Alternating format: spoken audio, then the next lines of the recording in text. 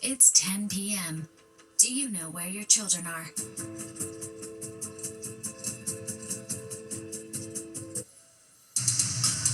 Right now on the 10 o'clock news. Shutdown standoff, both sides of the aisle digging their heels into the ground, refusing to reach a compromise to keep the government open. In a plan for peace, President Donald Trump and Israeli Prime Minister Netanyahu reach a deal to end the war in Gaza.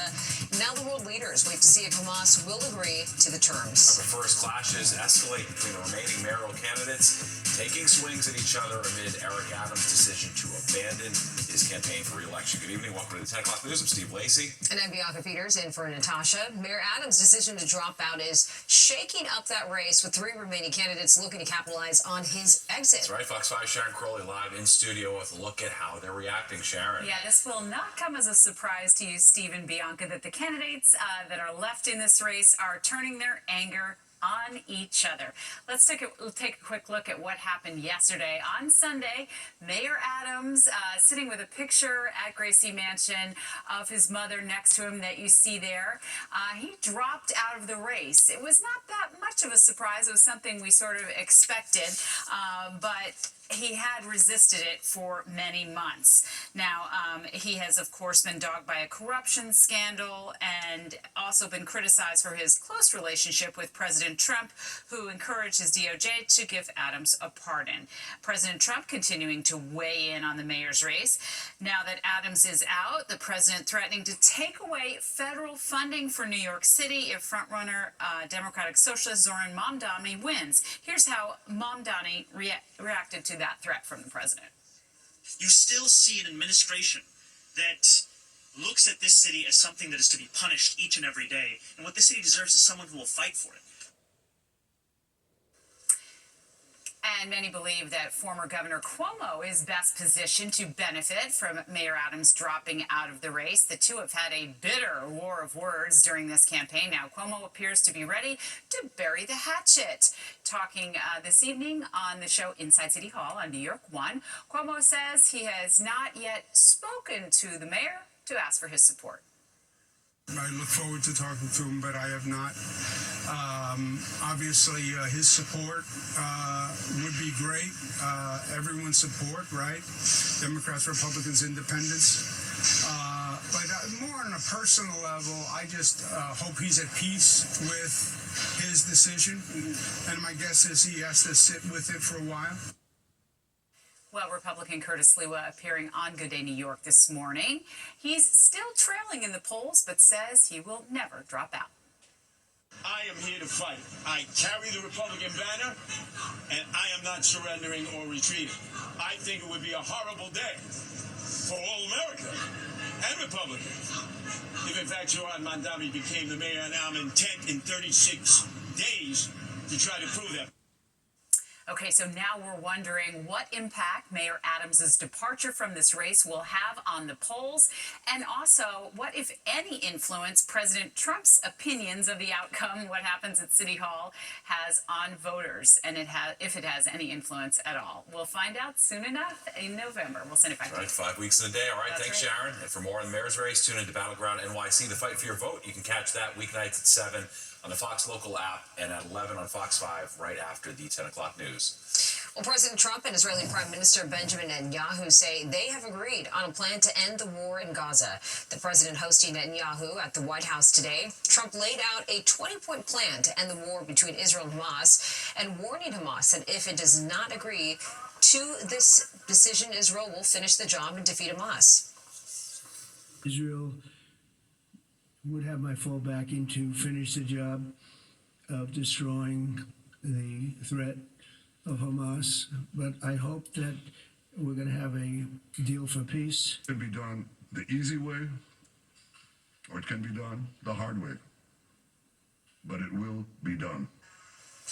Now, Trump says the agreement reached today has the support of the Middle East as well as European leaders. It comes just days before the second anniversary of October 7th, when Hamas attacked Israel. Lawmakers nearing the 24-hour mark before the government will shut down tomorrow night at 12:01 a.m. if a stopgap funding bill is not passed. Republicans and Democrats locked in an impasse, unable to reach a compromise. And Fox 5's Linda Schmidt is live in the newsroom. The group's meeting at the White House today. What was the outcome, Linda? Not a real good one, I can tell you that. Democrats and Republicans cannot reach a deal.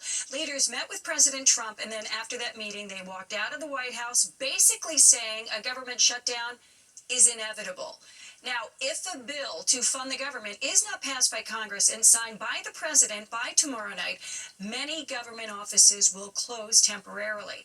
Health care is a major sticking point here, and Democrats say they might not have any other choice than to shut down the government in order to protect health care for low and middle income Americans. Democrats want Republicans to extend health care subsidies that expire at the end of the year. Democrats are fighting to protect the health care of the American people. And we are not going to support a partisan Republican spending bill that continues to gut the health care of everyday Americans. Look, the principle at stake here is very simple. We have disagreements about tax policy, but you don't shut that government down.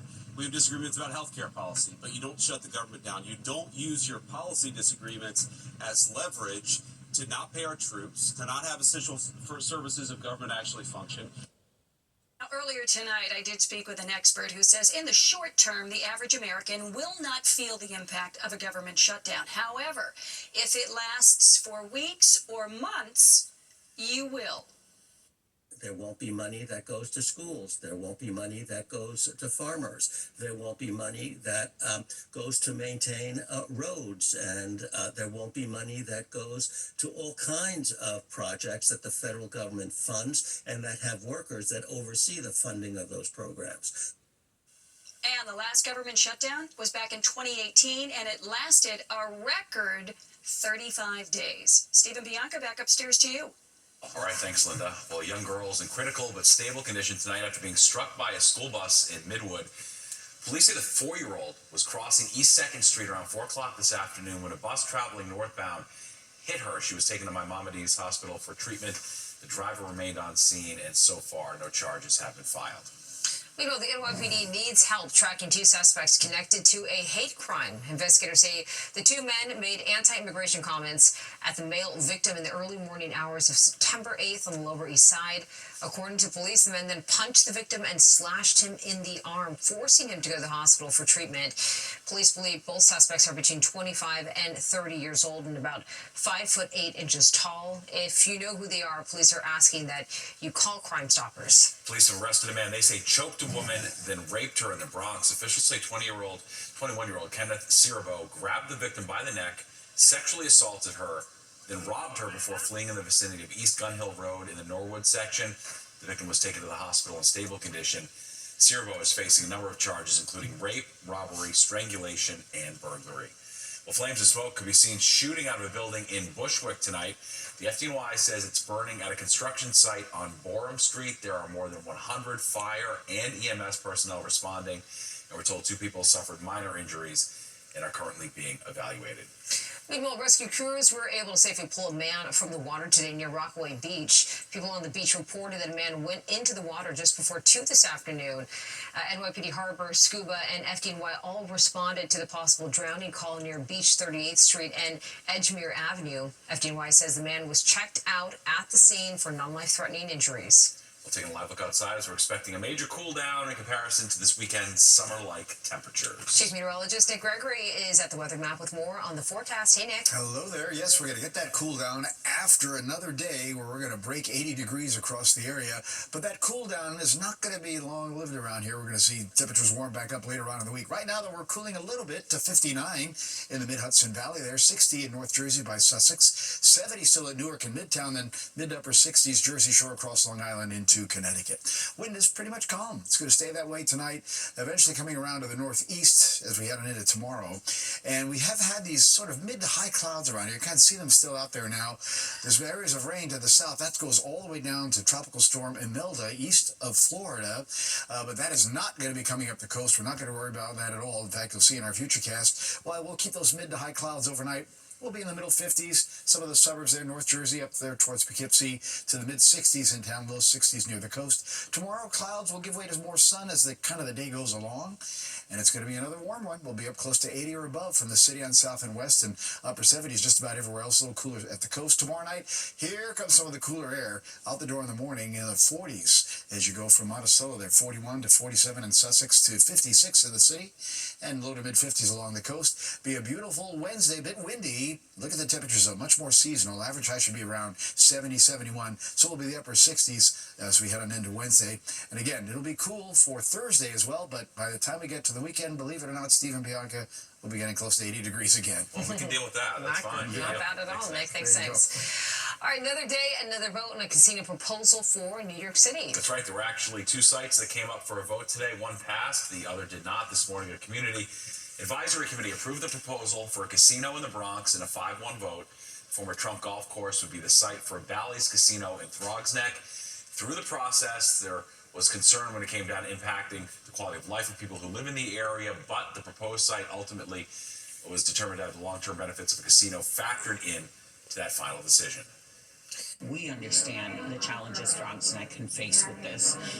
I think we're all divided to some degree, but when you weigh out the long-term potential of success, we had to go with that for the Bronx in its entirety. Meanwhile, on Coney Island, the idea of a casino was shut down. The County Community Advisory Committee rejecting the idea in a final 2-4 vote. A main factor in that decision was concern that a big casino could affect the businesses of the mom and pop shops operating in Coney Island. People were very fired up about this issue, whether they were for or against it. But it was clear to us that there was just not enough support. And people had legitimate concerns, and it was the responsibility of the CAC to take those concerns into consideration and make a decision. Up to 3 downstate casino licenses are expected to be approved by the end of the year. Well, a subway switch that's supposed to shave a minute off some people's commute. But will swapping the F and M line actually help, or just be more confusing? And a day at the beach almost turns deadly. How friends are reflecting on saving a high school hockey player temporarily paralyzed after a diving mishap. And a rivalry renewed between the Yankees and the Red Sox, but Boston fans might be left out in the cold on this one, while Boston fans might find it harder to snag tickets to the Wild Card Series in the Bronx. Welcome back. A special honor for a man held hostage by Hamas for more than a year. Tenafly, New Jersey, renaming the street after Don Alexander. All right, Fox 5's Meredith Gorman takes us to today's emotional dedication ceremony.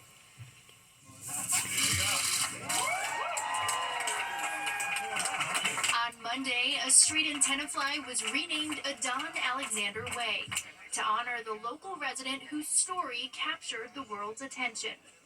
Adon graduated from Tenafly High School in 2022 and then moved to Israel to join the Israeli Defense Forces. He was on duty when he was kidnapped by Hamas during the attack on October 7, 2023. Adon was held captive for nearly 600 days before his release last May. Every time I see this road, I'll remember not just the struggle, but the love and unity that brought me back home.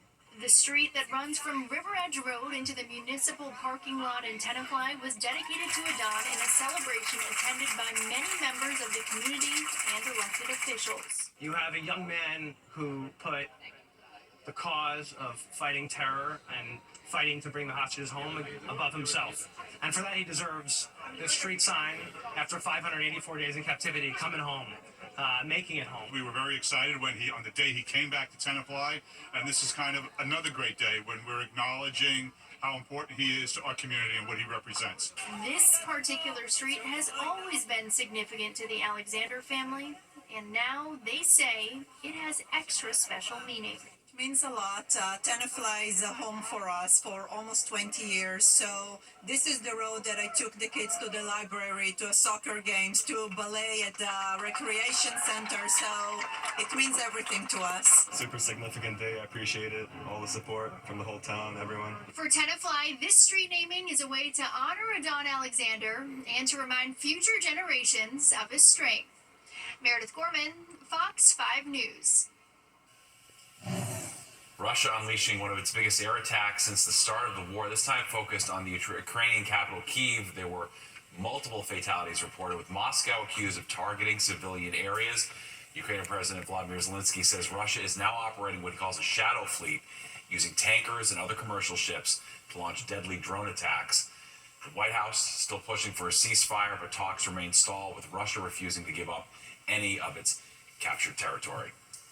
And authorities in Michigan say everyone is accounted for after a deadly attack yesterday on a Mormon church. Investigators say 40-year-old Thomas Jacob Stanford drove his truck into that church, opening fire on people inside, then setting that building on fire.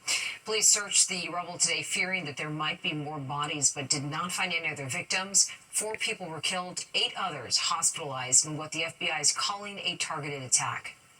Are trying to understand more about this, how premeditated it was, how much planning went into it, whether he left a note. The suspect was shot and killed by police minutes after he left the church. He was a Marine veteran who served from 2004 to 2008 with a deployment to Iraq. A grieving family making a difficult decision to donate the organs of their 13-year-old son. Sanjay Samuel was gunned down last week while on his way to school in Queens. The president of Live On New York says this generosity of the family is giving the gift of life. 2 teens received his liver and heart, while his lungs, pancreas, and a kidney were donated to adults. The NYPD says the suspect in the shooting turned himself in last week and is now charged with murder. And a viral video gamer turned multi-platinum TikTok singing sensation, now in the middle of a murder mystery. 20-year-old David Anthony Burke, known as the singer David, made the jump from gaming fame to the Billboard Hot 100 with his hit song Romantic Homicide. With its moody, dark, and bloody theme, it's all began to unravel earlier this month when when his 2023 Tesla was found abandoned a block away from his Hollywood Hills home. Ticketed and then towed to the local pound, he never reported it stolen. The LAPD says after workers complained of a foul odor, the head and torso of a 14-year-old girl, Celeste Rivas Hernandez, were discovered in the trunk. But everyone's still wondering what exactly, if there is any, the connection is between David and Celeste. We've certainly seen the videos and photos. It's clear that they knew each other. And we have spoken to people who run in their circles who said that they at least presented as boyfriend and girlfriend, but we don't know that for certain yet. Well, despite the fact that he has not been named a suspect and there are no accusations against him, David is already experiencing repercussions from the story, including the loss of endorsements and having his album postponed. Artists will have a chance to create a new memorial for late Supreme Court Justice Ruth Bader Ginsburg. Governor Hochul announcing the competition today, saying the memorial will be at Pier 1 in Brooklyn Bridge Park. This month marks 5 years since the trailblazing justice and Brooklyn native passed away. Her landmark decisions gave millions of women, people of color, and LGBTQ individuals the rights and protections to lead their fullest lives. Born and raised in Brooklyn, Justice Ginsburg brought the New York values of grit, tenacity, and compassion to everything she did. Artists and design teams have until February to submit their submissions for the first phase of that competition. All right, Giants co-owner John Mara has been diagnosed with cancer. Mara making that announcement today. He said he has been following the treatment plan recommended by his doctors, and that he's feeling strong and optimistic about his prognosis. All right, despite the Giants' much-needed win yesterday, an MRI has confirmed that their Pro Bowl wide receiver Malik Neighbors tore his ACL and will be out the remainder of the season. First-round pick in 2024, the 22-year-old went down in the second quarter of Sunday's game against the Chargers. The Giants back in action on Sunday against the Saints. And a rivalry for the ages. The Yankees will take on the Red Sox at home in the Bronx for the AL Wildcard Series. That's right, but it might be difficult to get tickets if you don't live in the tri-state or you aren't tri-state adjacent. Fox 5's Kendall Green live in the newsroom to explain the locals-only sales plan. Kendall. Hey, Steve and Bianca, we hear New York or nowhere all the time, and buying the Yankee tickets, in this case, it's New York or close to New York or nowhere. One of our colleagues who's from Boston tried to get an early jump on the ticket Thursday and was pretty surprised. This notice popped up on Ticketmaster's website saying sales to this event will be restricted to residents of New York, New Jersey, Connecticut, and Pennsylvania, and it went on to say the platform bases its residency on credit card billing addresses. Now, adding orders outside of those states will be canceled without notice and refunds given. Now, we caught up with the New York superfan and then took it to the streets. I don't know what it is, but I love it. You know what I mean? Just pack the house at the Tri-State. Let's go. There are some Red Sox fans in Connecticut, so it's fine. I guess they might sneak through. Now, with the amount of fans there in Boston heading this way for the wild card matchup, I'm sure it's sparking quite a bit of confusion, especially with all three games taking place in the Bronx. So far, Boston has been dominant against the Yankees, and they come in hoping to keep their edge against the Bombers, who they beat 9 times in the regular season. And though the diehard Yankee fan applauds the locals' only approach, he suspects it's to hold off scalpers. I think it's built to set up so that people are not scalping as much, so maybe it'll help control prices a little bit, which is still a benefit. But at the end of the day, no, I am not feeling bad that Red Sox fans from Boston cannot buy tickets to the Yankee game at the Bronx. I feel like sports is for everyone to enjoy, so that's not right. You think it's not right? Yeah, I don't think it's right. If you were like a hardcore Yankee fan living here, then I don't think they would have an issue. Now, we reached out to Ticketmaster and the Yankees, and we haven't heard back. And the general online explanation suggests the restrictions are meant to ensure fair access to tickets, preventing bots and brokers. Now, first pitch for the big game tomorrow evening is just after 6. Yankees are going with their ace, Max Fried, on the mound. I'll send things back to you, Natasha and Steve. Whatever it takes. All right. Steve. No worries. Right.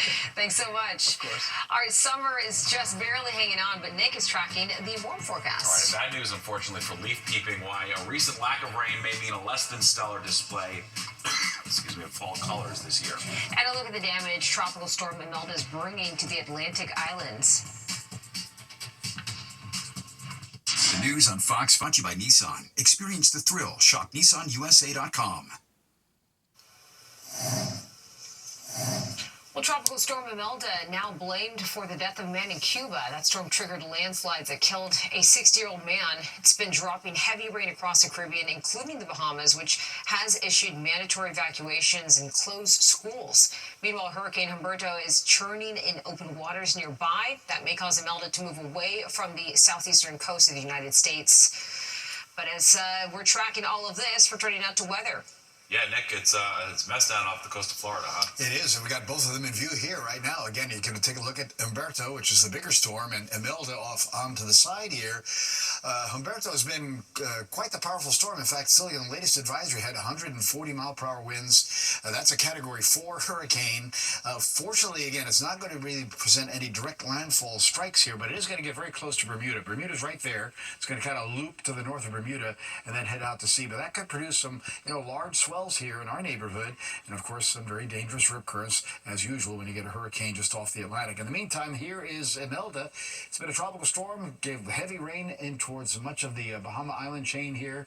It's been missing Florida, but some of that activity getting up towards the Carolina coastline, where they may have also some large swells and the potential for some dangerous rip currents too. Still a tropical storm with 85-mile-per-hour or 65-mile-per-hour winds, but it's going to take a right hook and head out to sea as a hurricane, but again staying away from a direct strike on the East Coast. So some good news in that regard as it, again, eventually kind of heads up into the North Atlantic. In the meantime, we've had some clouds around here. Again, sort of see that on our satellite view. These clouds have been mostly mid to high clouds. They'll still be in our forecast overnight, and they're actually coming all the way from Imelda, which is down there again in Florida. You're going to see in our futurecast, though, we stay dry. A couple of showers may get right to southern New Jersey, but for the most part, clouds are giving us some sun during tomorrow. Another warm day, low 80s in a lot of the area tomorrow. Wind shift, though, into the northeast. That's going to bring in cooler weather. It'll be sunny on Wednesday, a gusty wind, but we won't get out of the 60s. Tonight, about 66 in the city, low 60s at the coast, mid to upper 50s inland, and then tomorrow, there we go, low 80s just about everywhere. So another summer day for the end of September. Steve and Bianca. Well, looks good. All right, thanks, Nick. Well, here in the Tri-State, we may not get that beautiful fall foliage we look so forward to. The stretch of dry, warm weather we've experienced could change how the colors unfold. We've had months of below-average rainfall, and that's left many trees stressed, which can cause them to turn brown and curl before the colors fully develop. And the warmer temperatures we've seen only make that even worse. Experts say peak color is expected in the city closer to early November, but that it may be shorter and less vibrant than usual. Well, subway riders will need to relearn 2 lines. And the MTA is shaking out the commute by swapping the F and M routes, how it's expected to impact your ride. All right, in honoring a fallen hero, we introduce you to some of the inspiring runners who took part in this year's Tunnel to Towers 5K. You're watching the 10 o'clock news. right, strap hangers, brace yourself. The MTA is about to swap 2 train lines. Welcome back. I'm Bianca Peters. I'm Steve Lacey. Part of the F&M will change tracks between Manhattan and Queens during some weekday hours, leading to confusion about which train goes where at what time. Now, it is supposed to improve service reliability, and Fox 5's Arthur Chien walks us through the major reroute. So this swap between the M and F lines, it's a little bit complicated. This is what it looks like on paper. There are a lot of lines of information and a lot of colorful dots, and to be honest, we had to look over it a few times ourselves to understand what's happening here.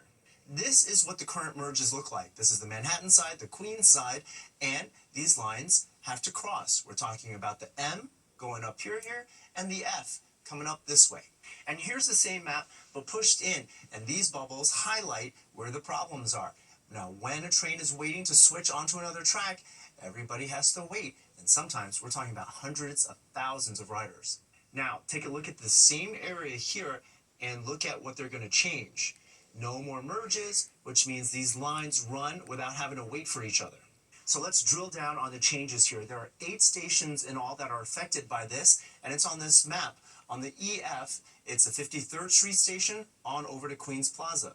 And through the 63rd Street tunnel, these 4 stations are impacted from the 21st Street Queensbridge station on into Manhattan at 57th Street. It is going to be our first redesign of the subway network since 2017. For the biggest MTA service change since 2017, we wanted to know how many riders in the affected stations know it's coming. Do you know about the upcoming switch to the train service here? No. I'm not sure. Well, ready or not, December 8th is when the FM swap kicks in, changing the commute for many of the 1.2 million riders of the F, M, E, and R lines. While on the schedule, it will shave as little as 1 minute off daily commutes. It will cut out delays on those lines, up to 20% of which happen at the Queens Plaza switch. Transportation experts like the change, since it also addresses overcrowding on the more jammed F line. Riders from Roosevelt Island, for instance, will find more seats on M trains during the rush hours. That would make a big difference for customer. I see people, in the morning, it is very busy. Now here's a twist. The swap only happens on weekdays. On weeknights and on weekends it goes back to the other, which is why one MTA board member wants them to have real-time interactive maps so people know when they're looking at a map whether or not the swap is on. Either way, be warned, the FM swap starts on December 8th. On Roosevelt Island, Arthur Chien, Fox 5 News. Meanwhile, NJ Transit unveiling the first of its new fleet of 175 40-foot buses. The new 40-foot transit-style buses include the very latest customer amenities, including USB charging ports, and multiple seats, brighter LED interior lighting for comfort and energy efficiency, low-floor design with ramps for faster, easier boarding, especially for seniors and customers with disabilities, and improved intercom systems for clear announcements. The buses are part of NJ Transit's pledge to replace outdated buses and rail cars by 2031. They want a good, clean, reliable bus system, one that is also presents itself with the best of the other sister agencies in places like Europe and even the United States. The buses are rolling out from now through June 2026. Police investigating the deadly shooting of a 19-year-old in Queens. It happened in the area of 64th Road and Grand Central Parkway in Forest Hills a little before 8 o'clock last night. Investigators say Jean Rios was found shot in the chest. He was taken to a hospital where he died. Right now, no one's been arrested, and police are still working to figure out a motive for the shooting. And a court hearing today for the suspect accused of killing Charlie Kirk. 22-year-old Tyler Robinson appeared via audio from jail for the Utah hearing. His legal team asked a judge for more time to review the large amount of evidence in this case before deciding if it will seek a preliminary hearing. That preliminary hearing would determine if there is enough evidence against him to go to trial. And the Utah state court system gives people accused of crimes an option to waive their legal right to a preliminary hearing. Prosecutors plan to seek the death penalty in this case. Robinson's next court date is set for October 30th. A hospital in New Jersey may have to suspend non-essential services next month unless the state steps in to help. This is impacting Heights University Hospital in Jersey City, which was recently taken over by Hudson Regional Health. The medical facility is said to be losing more than $60 million per year. The service suspension could begin on October 26th. All right, well, today marked the start of Make Food Not Waste Restaurant Week here in the city. The event put on by recycling company Mill and features over 20 restaurants, including Bangkok, Supper Club, Rafts, and the Musket Room.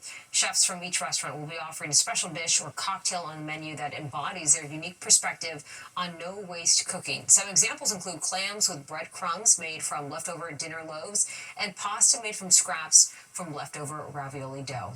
All right, miraculous recovery after a near-death experience. A Long Island high schooler is walking again after breaking his neck at the beach. That's right, his recovery thanks to the swift action of his friends. Fox 5's Judy Goldberg introduces us to the heroes. A neck brace and a scar. 17-year-old Connor DeBow wears the reminders of a summer day that nearly ended his life. I remember going in, having fun, dove in, didn't think anything of it, and then boom, right there. The senior from Smithtown was swimming with friends at Gilgo Beach when he dove into a wave. He hit the sand and fractured his C4 vertebrae. He was temporarily paralyzed. As soon as I hit the water, I tried moving. I'm like, oh my god, this couldn't budge at all. Lifeguards were off duty, but his friends weren't. He was face up, but his face was like bright red, and I don't think he could breathe for a little bit either. So he just got him up, and he was just like dead weight. They dragged Connor to shore where police and paramedics took over. The last thing I heard was, I'm paralyzed, I can't move, like in the water. Then that's when we knew, like, to just like lock in and get him out of the water. Doctors fused his spine with 3 screws. He spent a week in the hospital. Now it's months of physical therapy and gratitude that grows by the day. I'm thankful every day. Connor didn't start his senior year the way he had hoped. He still can't drive and has limited use of his left hand. But he's here, and doctors say it's a miracle. Hockey's always been Connor's life. He's on the bench for now, but hopes to return to it soon. For now, this is his motto. What your mind can believe, your body can achieve. Pain turned into a reminder of resilience. When the waves knock you down, you can get back up again. In Smithtown, Long Island, Jody Goldberg, Fox 5 News. Resilient young man. Yeah. All right, could the end be near for reading glasses? All right, new studies suggest eye drops could reverse some age-related vision issues. And a popular street sleep trend might actually make it more difficult to get a good night's rest. What doctors are saying about mouth taping.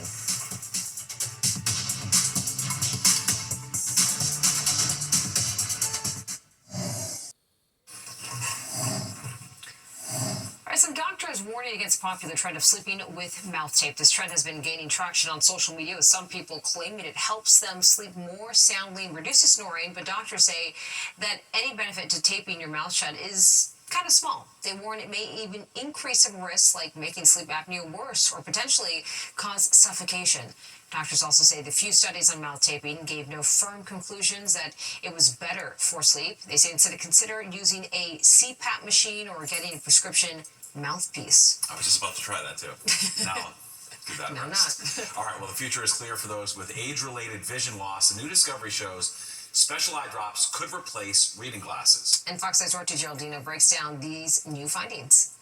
Doctors overseas tested drops designed to sharpen near vision. The results were striking. Hundreds of patients could read small print within an hour. Many kept that improvement for more than a year. Here in the U.S., the FDA also cleared a new type of drop for the age-related loss of close-up vision that usually begins in your 40s. What these drops do is they actually shrink the size of the pupil. They make your pupil smaller.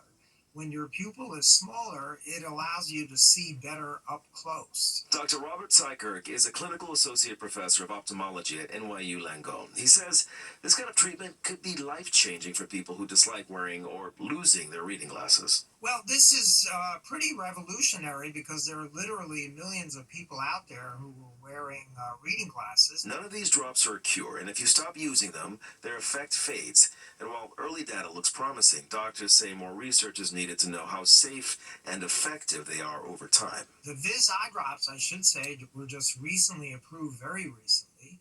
So we don't have long-term data on it, but the initial clinical trials and FDA approval indicate that this could be a very, very big thing. Results vary from person to person, and most insurance plans don't cover these eye drops, so if you want them, you're going to have to pay for them. Still, for anybody tired of wearing reading glasses, these drops offer a glimpse into the future. Duarte Geraldino, Fox 5 News. Interesting. Well, balancing work and home life by hiring an executive assistant. Yeah, the extra help is not just for high-profile leaders, while regular people are shelling out cash for assistance. All right, and the haunting experience adds more dates. Masquerade NYC will now continue into the new year, and Nick is here with the forecast. Another warm day, Nick. Yeah, we're going to be pushing 80 degrees again tomorrow for the last day of September. Who would have thought? But yes, fall weather is in the forecast as well after tomorrow. I'll tell you about it when the 10 o'clock news comes back.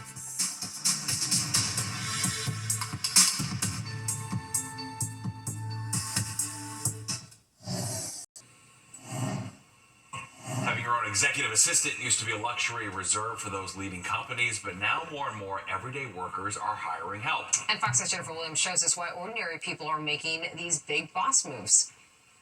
I mean, I guess it's like something you dream of. New Yorkers are always on the go and always running late. So it begs the question, have you ever thought of hiring a personal assistant?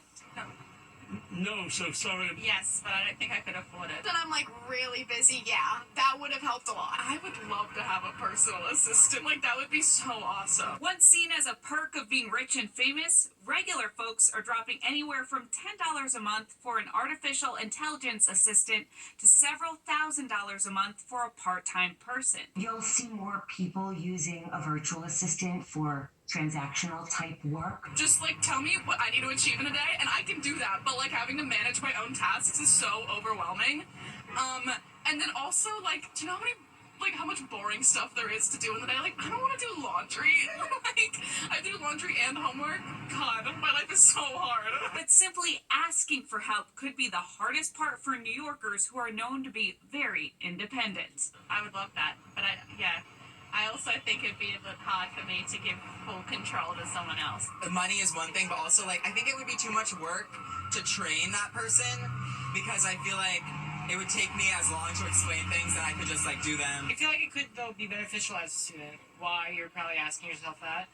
It's because as a student you're balancing school, extracurriculars, homework, this, that, cooking. Cooking seemed to be a heavy lift for students. The ones we spoke to sounded like they needed a personal chef, a nutritionist, a shopper, or maybe just some home-cooked meals. I always forget to cook because I'm running from class and I have a job, so I'm and I get home and I'm shoot, I have to eat. There is an app for that, or you can have your executive assistant go grab it.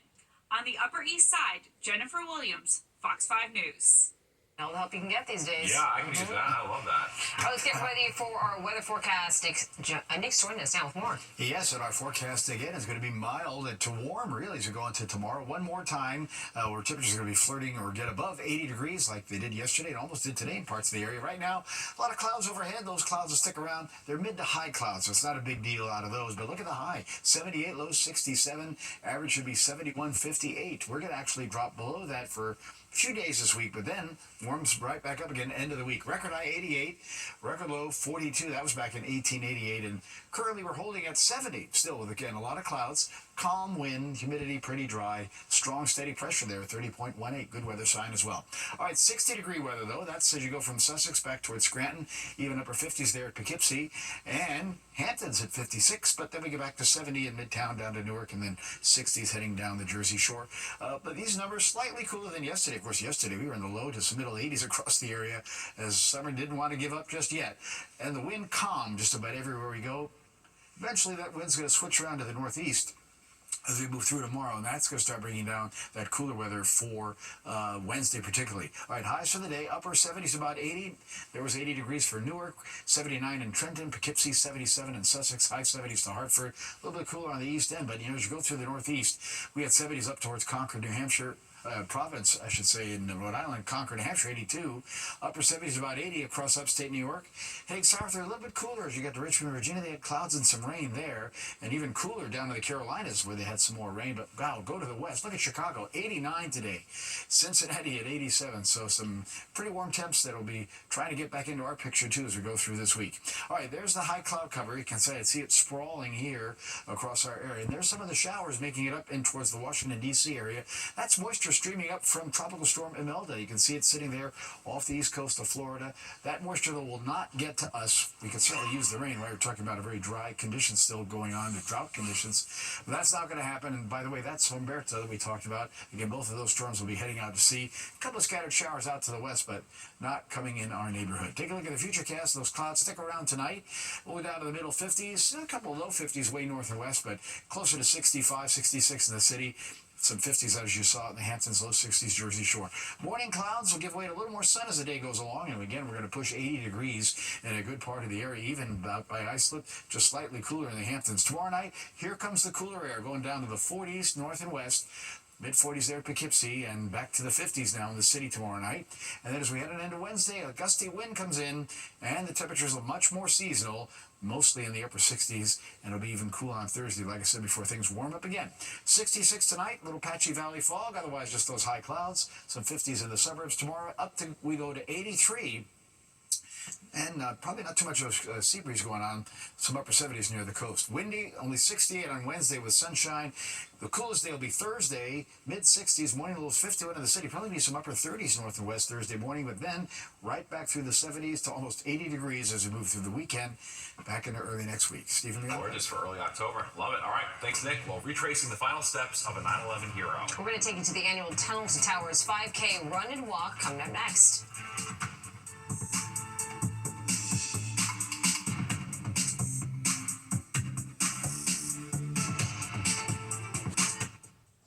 Bunny will headline the 2026 Super Bowl halftime show. The NFL, Apple Music, and Rock Nation say the Grammy-winning artist will perform in Santa Clara, California on February 8th. That announcement follows his historic residency in his home island of Puerto Rico. The residency ended earlier this month and drew in more than 500,000 fans. Bad Bunny has won 3 Grammys along with 12 Latin Grammys.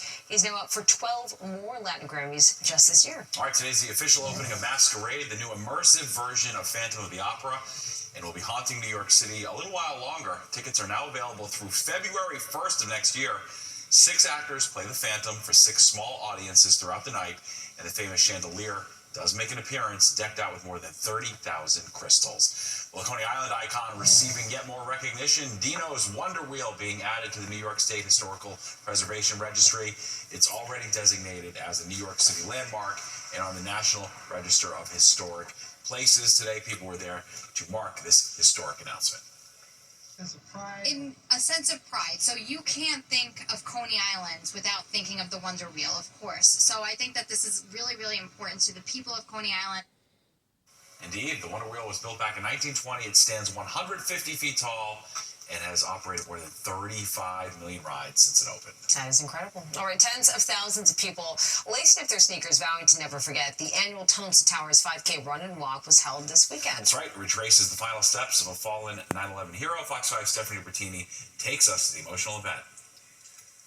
3, 2, 1. Marking its 24th year, the annual Tunnel to Towers 5K run and walk in New York City. It's always a powerful experience for both participants and their supporters along the route. And on this day, the weather bringing amazing conditions for the event. It's such a great honor to watch everybody pay their respects. I got super emotional so many times. Just happy to be here. I'm so excited to be here supporting all of our first responders, fallen heroes. Tunnel to Towers is an incredible organization. More than 30,000 participants, from runners, walkers, volunteers, and spectators, coming out to honor the firefighters, law enforcement officers, and civilians who lost their lives on 9/11. The 5K route retraces the steps of late FDNY firefighter Stephen Siller, who strapped on 60 pounds of gear and ran through the Brooklyn Battery Tunnel, as it was called at the time, towards the burning towers. He sacrificed his life to save others. He grew up to be this incredible human being that made the ultimate sacrifice for us. We just wanted to honor him in a simple way. We didn't know God was going to put us on this path, but we're being on the path and we're going to follow in Stephen's footsteps for sure and doing good. Frank Siller started the Tunnel to Towers Foundation in honor of his brother Stephen's life and the other lives lost on that dark day in history. And in the years following, first responders who died of 9/11 related illnesses also honored by the foundation, as well as military heroes.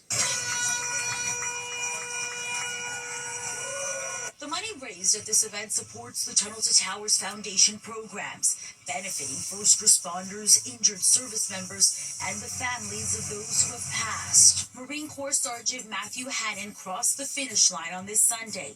Through the Tunnel to Towers Foundation, he received the gift of a smart home and is currently living in the foundation's Let Us Do Good Village, a one-of-a-kind community in Florida that meets the specific needs of injured service members. For 24 years, right? Never forgotten, but never out of vengeance. Like, never forgotten as far as,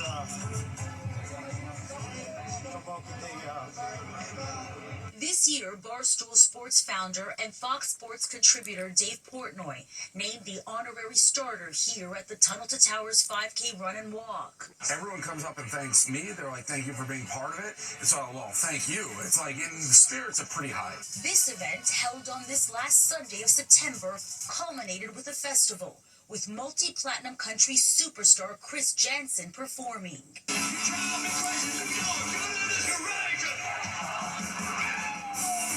In Lower Manhattan, Stephanie Bertini, Fox 5 News.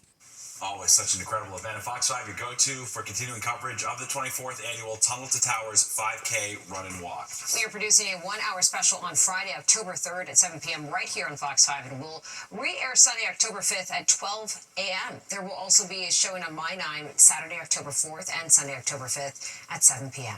All right, and there's more of the 10 o'clock news straight ahead. Taylor Swift's new album, The Life of a Showgirl, comes out this Friday, and next week she's going to be making appearances on some late-night talk shows to talk about it and promote it. Next Monday, she'll be stopping by The Tonight Show starring Jimmy Fallon, and on Wednesday, she will be the only guest on Late Night with Seth Meyers. And if you want even more of Taylor, you can take part in the album's release party at theaters across the country this weekend. You'll get to see the debut of the music video for The Fate of Ophelia, behind-the-scenes footage of the shoot, and much more. That's going to be a huge cultural moment. Taylor Mania. All right, let's get one last check of weather with Nick, who's standing by with more. Hey, Nick. Hello there, and our weather's going to be pretty calm overnight. A little cool in the suburbs, some 50s there, but still that's not unreasonable for this time of the year. Mid-60s in the city, pretty nice. Mid to high clouds stick around, low 60s at the coast. Tomorrow, it's another warm day, mostly low 80s across the area. Again, holding on to summer weather, even though we're now at the last day of September. Now, we are going to turn cooler, a little windy on Wednesday, 68, only 65 Thursday, but, you know, beautiful sunny weather takes us into the weekend, and by then, we're getting back up close to 80 degrees, which will take us even into Monday as well. It's a nice first weekend of October. Good deal. Yep. All right, thanks, Nick, and don't go anywhere. Battleground NYC, the fight for your vote is next at 11 with host S.E. Cup. And stick around for Good Night New York with Crystal Young and Ryan Christopher at 11:30. All right, that does it for us tonight. If you missed any part of the 10 o'clock news, you can always catch an encore on our free streaming app, Fox Local. That's where you can stream our newscast anytime. Have a great night.